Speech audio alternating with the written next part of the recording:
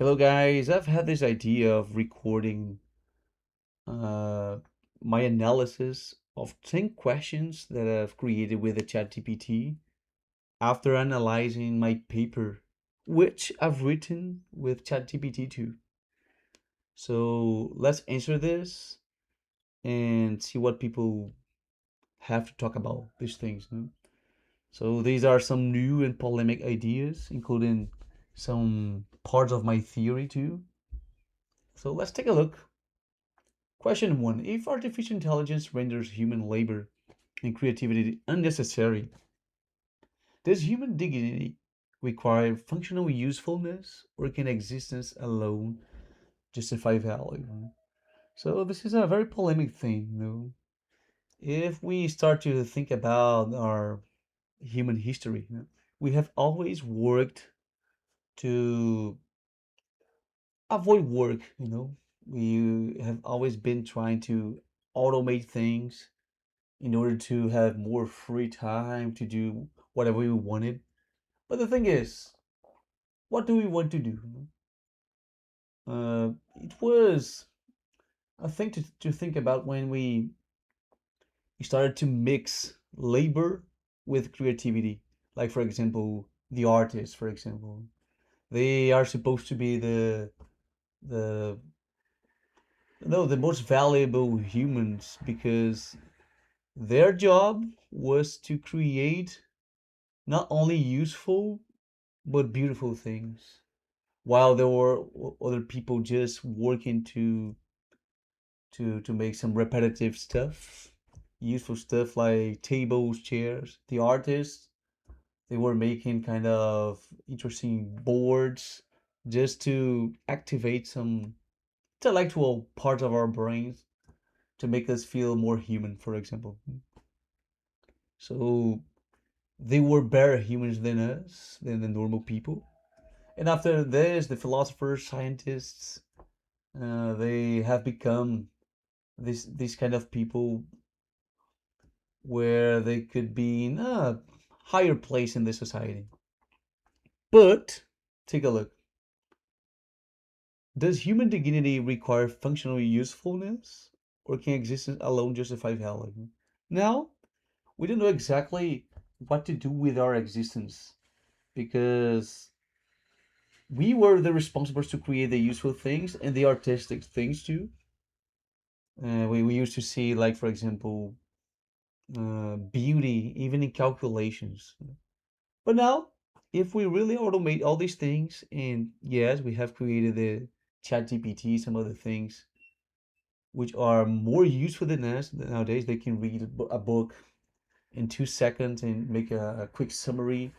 They can see details that we cannot. And Jesus Christ, of course, they can create very multidisciplinary texts which no human could ever read, not even the next 30, 50 years. So we would have to be satisfied that our very existence alone would be enough. We wouldn't have to justify our existence in our usefulness anymore. Is this a good thing? I don't know. But this is very related to another question that we're going to see about whether we should be considered like pets. Imagine, for example, that maybe the cats, the dogs, they have realized that knowledge, as we are going to see in the theory of no knowledge, knowledge isn't important anymore. So let's all reduce our existence to the animal part. Maybe the animals are very intelligent or they have been very intelligent and we don't know what happened to them. They have decided to slave us. We kind of make them live more comfortably. We give them food. We we give them a roof. We give them like good care. We pet them literally. They even live less, because living too much without any intrinsic use for our existence wouldn't be something really meaningful. Two, is the fear of AI primarily technological, or is it an existential resistance against losing humanity's privileged metaphysical status? This is particularly the same question as the first one. Yes, we are losing the reason for our existence. AI is automating everything, and we are going to see some questions about this. But art, entertainment, like movies, actors, writing a book, though, all these things, man, we are losing our relevance because uh, we don't know what to create more in this world. Can you see what are the best movies in 2026? Spider-Man 4 or the Odyssey? You know, he we have been living by remakes. Remakes. We are retelling the stories. The movies are all the same. The dialogues, they are all based on fallacies, on beliefs, on very predictable lines. So I don't have patience for art entertainment anymore. Maybe I can play some games because at least I can interact with them. But putting this aside, I don't think that we humans have creativity anymore. So if one day we have ever considered our value based on our metaphysical status about, for example, being able to produce, create things, we don't have this status anymore. Three, if human creativity operates through recombination of prior experiences, on what non-arbitrary grounds can we deny creativity to artificial intelligence systems? It's kind of unbelievable that some people still use this kind of argument. No, the AI cannot create things like humans. But think about Pegasus. Pegasus is just a mixture of horse and wings. So yes, if I ask you to define a Schifferrimpfula, you are going to recombine all the knowledge that you have to create something new. This is what creation is about. AI uses the same thing, but actually they can do it even better because they have a very big data to base themselves and become much more creative than we are. They can create like unimaginable things. So yes, humans and AI can create things using the same methods, recombining previous knowledge. Of course, we are not here to discuss what was the first knowledge of the world. But on the other hand, considering that we we have the knowledge that we have from libraries, internet, we just recombine things. Four, does infinite AI generated culture production democratize art, or does it destroy the very conditions that make artistic meaning possible? Same thing. I was talking about cinema, games. Uh, it's like we are doomed. I was feeling unsatisfied with art already. I believe that the last very good game I've played was Final Fantasy 15. Not because it was necessarily new, but because I really like the main character. But I don't think that there will be any very interesting and like very new ideas about things. And we are going to have GTA 6 in some months, but I don't think that will really innovate in things. And even if they do, it's all about entertainment again. Maybe thinking about some VR, very realistic VR glasses could make us be more entertained. And we believe that the real human dream is to be able to reboot the life. Like for example, if you put your glasses, you can simply live the life you want. But as we know, since Arthur Schopenhauer will get sick of everything, uh, and we are going to be bored of having so many options. And thinking about this again, Take a look. We are basing human existence in entertainment, in pleasure. Are we just like the animals or not? 5. Can civilization remain human-centered if knowledge, science, and culture continue to evolve independently of human participation? So of course not. We have been losing the attention on humans already. Uh, we saw at the beginning of 2026 that China has created a lot of human robots who were making less mistakes in martial arts than the humans who were exhibiting their skills there. No? And in just a few years, these things will be totally automated with AI. You know? And even artistic performance will be led by robots.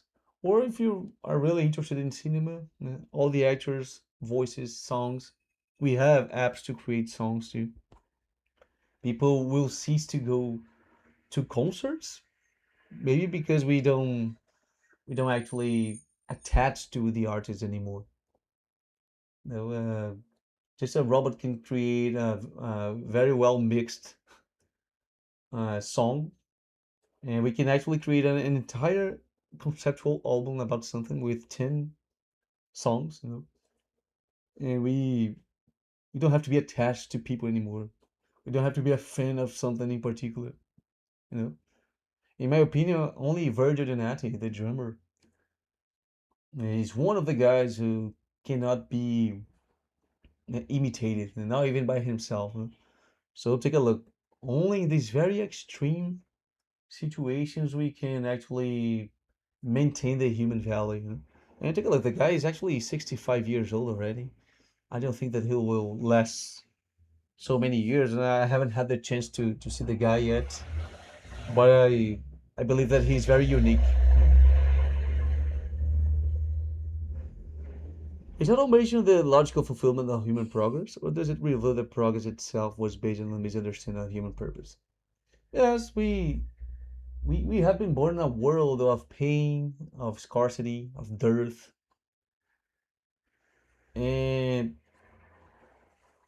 if there is one thing that we have been doing since the beginning of life was to survive and getting the biggest amount of pleasure and avoiding the biggest amount of pain. And working is supposed to be something bad. Of course, that not everyone has this privilege that I have to work with something intellectual. I feel higher than simply doing repetitive things or dirty things like cleaning a bathroom or something. But even so, like I'm recording this video by my own pleasure. I really want to share my ideas with people, and of course, I've been doing this voluntarily.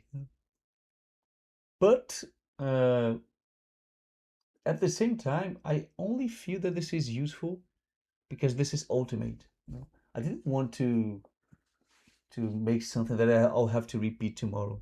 I only do this for survival. But I have always been away from labor, you know. I've dedicated all my life to art, entertainment, science, philosophy. I've written my books too, you know. And now I've developed the theory of no knowledge, proving that the search for ultimate answers, since the Agrippa's trilemma is a useless thing, and I'm trying to create a new science to convince people that we should teach you things better with more honesty, you know?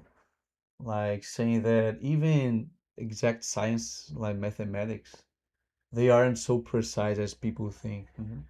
They are of course based on premises which are based on other premises, and if you don't accept these things, you will never reach the results that mathematics and other exact sciences predict. So it's like a religion, you know? Knowledge is like religion. You know? In the end, you don't have the ultimate justification for anything. It would be better to teach people, to start to teach people like this, and avoiding any arrogance and focusing on usefulness of what you can create. Like one day Elon Musk has said, I'm trying to be useful, but with the new science, you'll really be useful. I literally based it on a metaphysical proof, which you can find in my work, 2025, the theory of knowledge in the new science. So, uh, does labor determine the human value? Since the beginning of times, yes. But nowadays, if there be one labor that could really make me feel valuable, would be the labor to say that the labor shouldn't exist anymore. 7.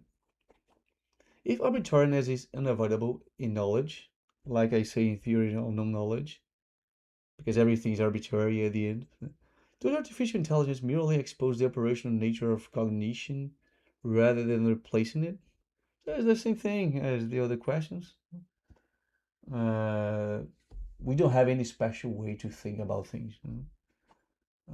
AI is just a really automated brain with access to much more data, and a very bigger memory than we have. So I don't know what we are trying to do yet. I've decided that after I've taught the theory of unknown knowledge to ChatGPT, for me, that actually not for me. Objectively, that mind has surpassed everyone because the theory of no knowledge was the only thing that it didn't have yet. So after I taught it, it's over. Of course, there is not a shared information yet. It's not a consolidated thing. Well, it will be one day, and I'm registering this video for this. But when I've convinced the ChatGPT that everything is arbitrary, there's no correct answer for anything, it can create a very humble text, for example, humble and multidisciplinary text, just focusing on usefulness. So it's not about trying to really describe what things are, but based on results, what you can do to achieve a very specific and local result.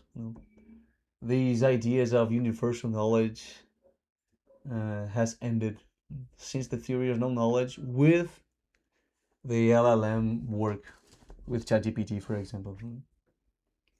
Would a post-war, post-creation society represent liberation from necessity or the emergence of a new form of existential emptiness? Jesus Christ. What a profound question. Post-work, right?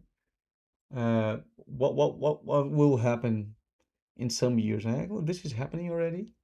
A lot of people are losing their jobs. In China, it seems that they have China and Korea have a very big population of robots uh, substituting people because we don't have young people anymore being born. Some people in Brazil who are born, they are sadly very poor, very badly educated. So we won't have a lot of efficient workers.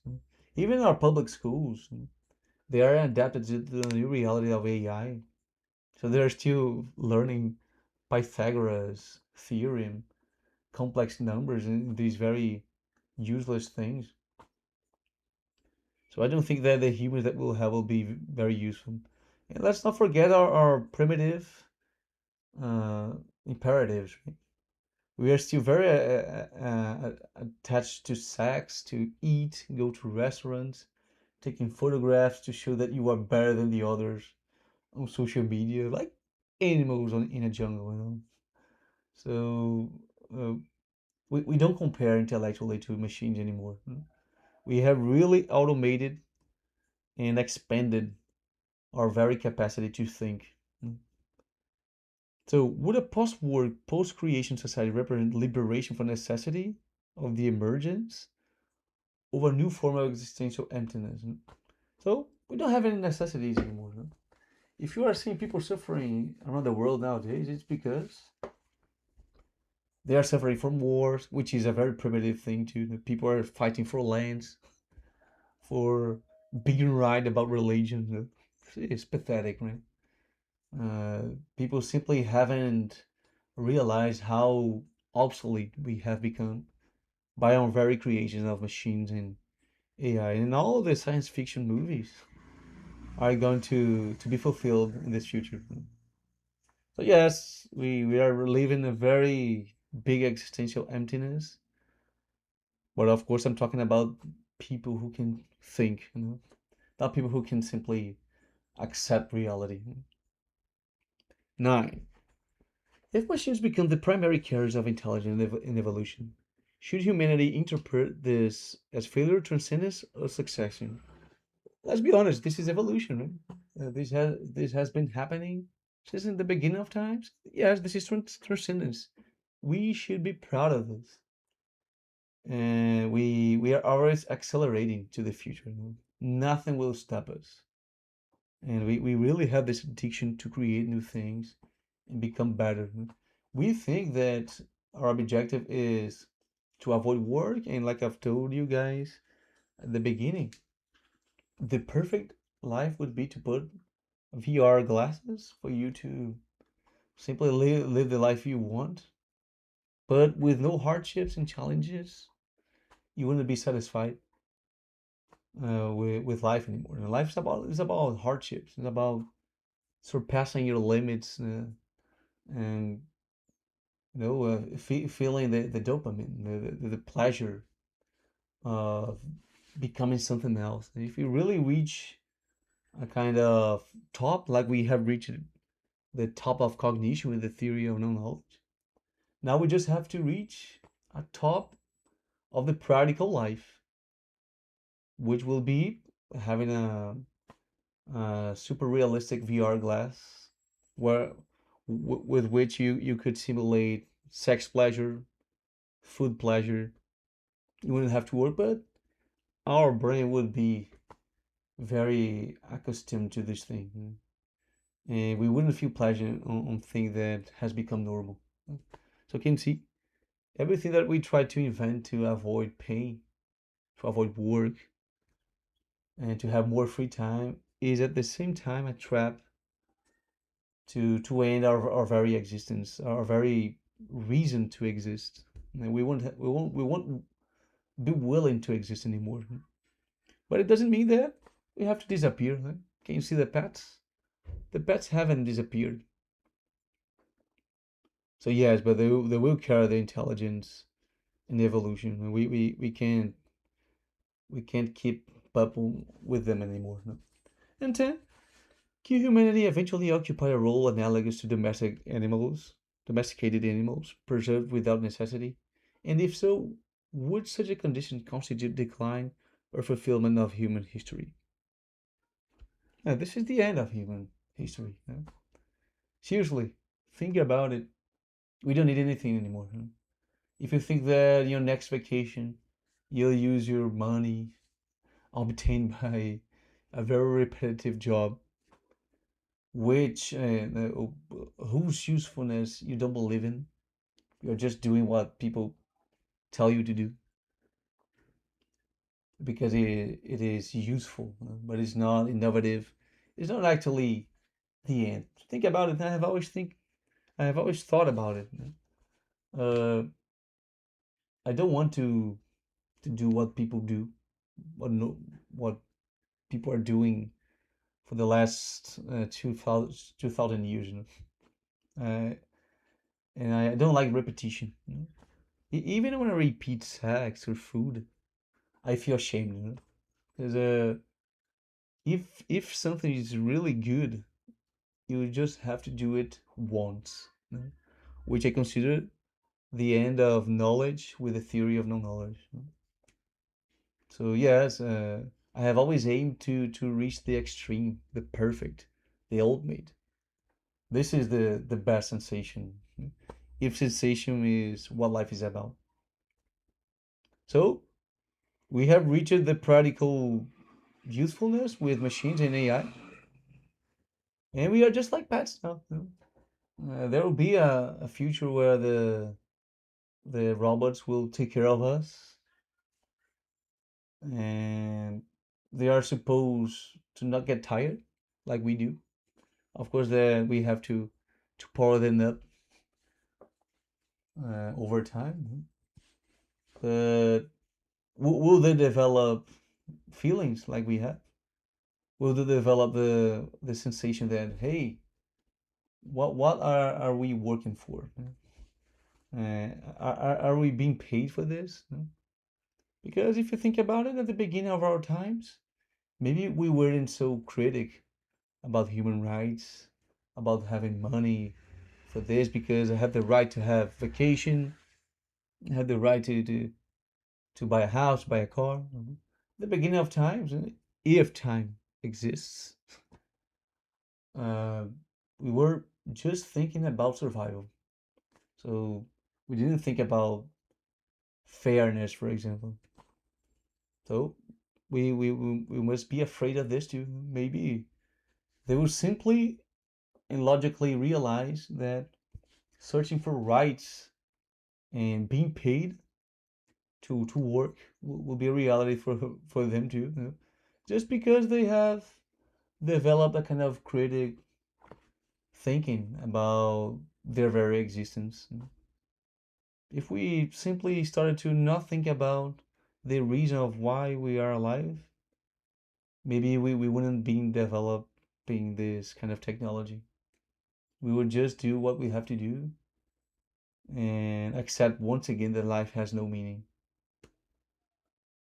So that's it, guys. I thank you for your attention, and I hope to see in the comments your impressions about this. Bye bye.